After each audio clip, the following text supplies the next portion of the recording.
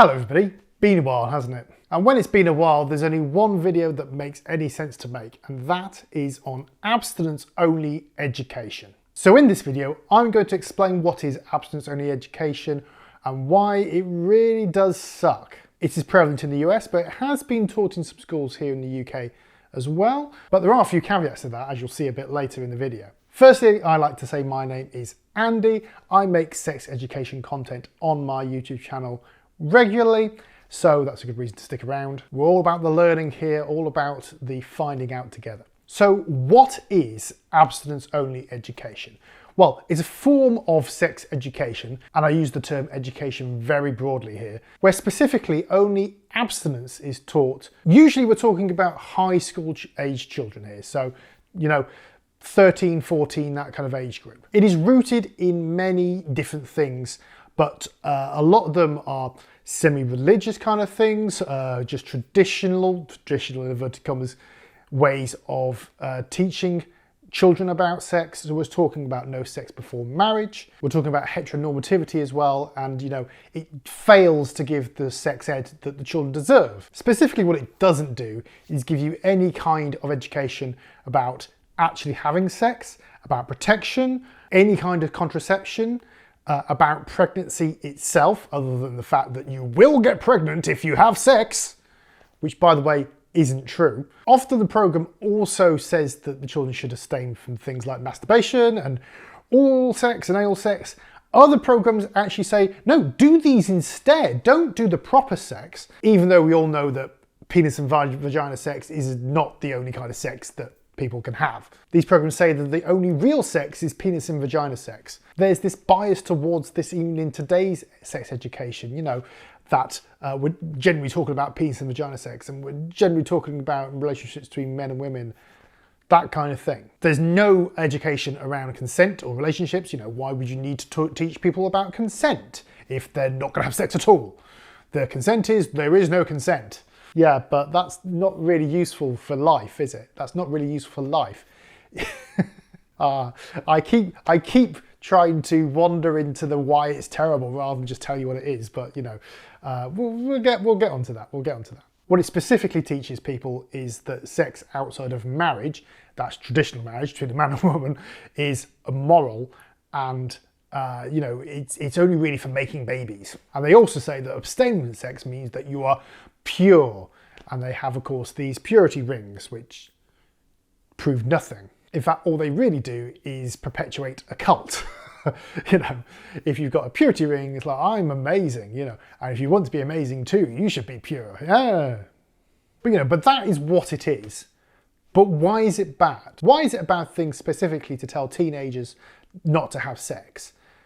Well, basically because it doesn't work. Considering the whole point of this is to stop kids having penis and vagina sex, and to stop people having sex before they're married, and to stop people getting pregnant and children being born out of wedlock, it doesn't do a very good job. Groups of children that are taught abstinence-only education rather than comprehensive sex education are more likely to have sex earlier, their first time. They are more likely to have unplanned pregnancies, and they are more likely to get sexually transmitted infections. And that last one is mostly because they are never taught about protection and that kind of thing. They are also more likely to feel shame around any kind of sexual activity at all, particularly penis and vagina sex, but any kind of sexual activity, and are more likely to see situations which aren't sexual as sexual situations, which they need to avoid. So, for example, non-sexual nudity, being naked around other people, like anywhere, in the locker room, naturist places, all that kind of thing. They're more likely to see those non-sexual nudity or non-sexual scenarios as sexual ones. So like I was trying to allude to before, some of these themes have carried over into comprehensive sex education, especially like 10, 20 years ago. Not so much now, but it's still prevalent. One of those is overstating the risk of pregnancy. Now, I'm not saying that anybody who doesn't want to get pregnant shouldn't use protection. You should, you should use maybe even multi-forms of contraception. But it's really hard to get pregnant. People who are trying to get pregnant, people in their 20s and 30s who are trying to get pregnant, who, married couples who trying to get pregnant, often find it could take a year or even more before they conceive. There's a lot of reasons for that. Some of them to do with periods and when you are actually fertile.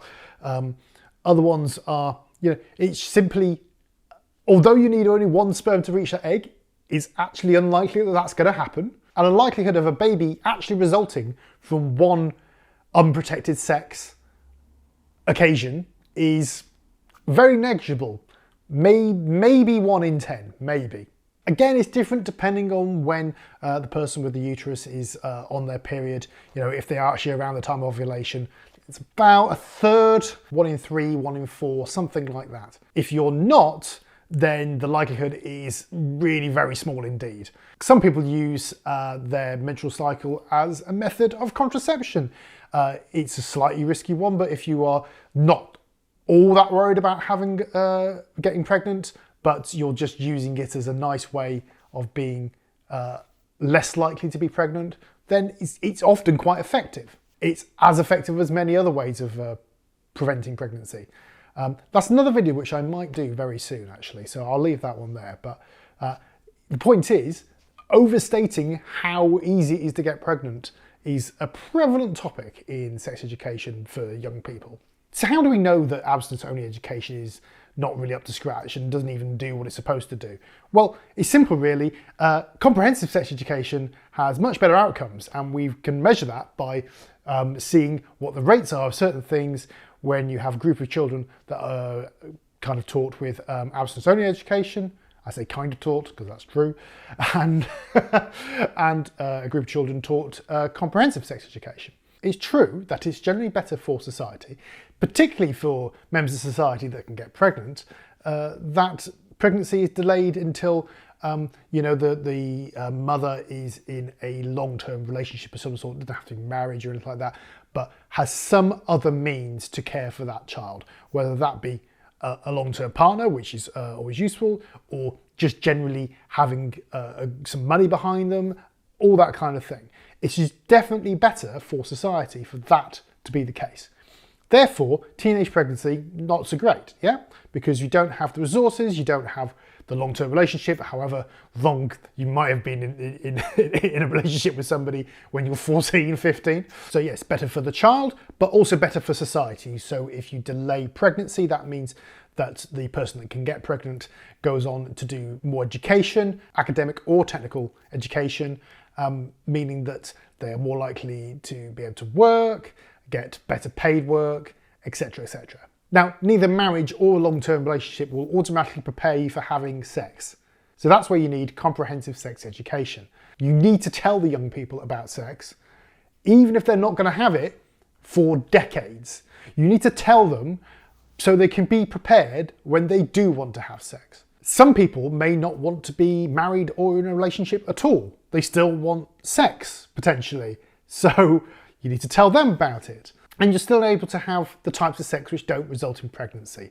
So you might want to be taught about those and still be taught about preventing transmission of infection, for example. And here's the kicker, you might want to be married, have sex when you're married, and still not get pregnant. Sex doesn't have to lead to pregnancy. Yes, contraception methods, multiple contraception methods. All these things are going to be so useful when you want to not get pregnant. You might just want to delay pregnancy until you've been married 3 or 4 years, that kind of thing. All those things are completely valid. And it's what abstinence-only education doesn't teach you at all. So comprehensive sex education gives young people the knowledge to make their own life choices. No sex before marriage is absolutely fine if that is what you want, but it shouldn't be the be-all and end-all. It shouldn't be the only thing that is, right or proper. And you should have access to that education before you get married. Traditionally, if I can use that word in a very untraditional sense, but traditionally, the bride will lose her virginity, because it's never the man. The bride will lose her virginity on her wedding night, right? That's when she becomes a woman. Well, guess what? You haven't got enough time between the ceremony and when you have the sex in the evening to get all that sex education in, so you better do it beforehand. And of course, you don't have to have sex inside marriage at all, and it's not unusual for married couples to have less sex when they're married than when they weren't.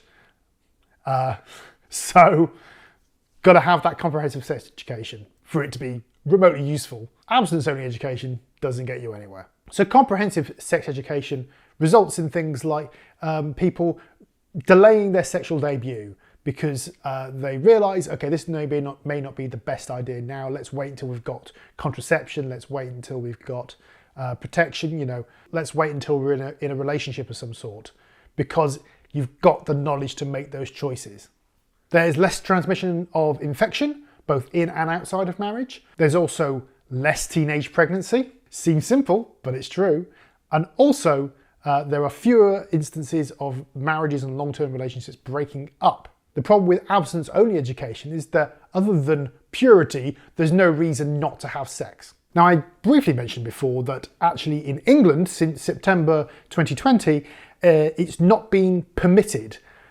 But of course, abstinence itself can be taught, and that's fine. And some schools put a lot more weight on it than they do other parts, but at least they're being taught these other parts. There are key objectives and key learnings which have to be included in sex education in England at the moment, and that's fantastic. But we really have to get away from this idea that abstinence is somehow pure and better, not least because it just doesn't do what it says on the tin. Abstinence-only education is not the moral choice. Comprehensive sex education is. I'd love to hear what you think about this. Do leave a comment just down below. That would be fantastic. If you like the video, give it a thumbs up. You can do that down below as well. Subscribe and hit the little bell icon so you're notified of when I next upload. And therefore, I hopefully will see you next time. Bye-bye.